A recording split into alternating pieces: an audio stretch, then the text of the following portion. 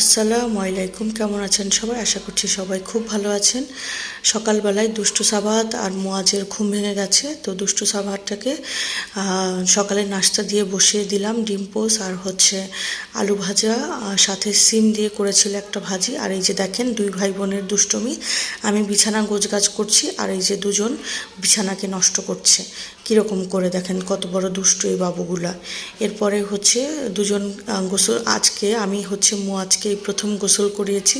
ভয় লাগছিল কিন্তু তারপরেও ভালো লেগেছে। মুয়াজটা এত লক্ষ্মী, পানি ধরে খেলতেছিল আর আমি তাকে গোসল করিয়ে দিয়েছি। তারপরে এই যে এখানে তালহা বেবিটার কাছে গিয়ে সাবাত বসেছে, খেলাধুলা করছে। তো আজকে আমার শাশুড়ি মা এসেছিল আম্মুর এখানে আম্মুকে দেখতে। তো ভাজা চাপিলা মাছ ভাজা ছিল, সাথে আরেকটা আইটেম ছিল শাক, লাউ শাক দিয়ে রুই মাছ, তারপরে সিম, ফুলকপি, এটা দিয়ে ইলিশ মাছ দিয়ে করেছিল, গরুর মাংস ছিল।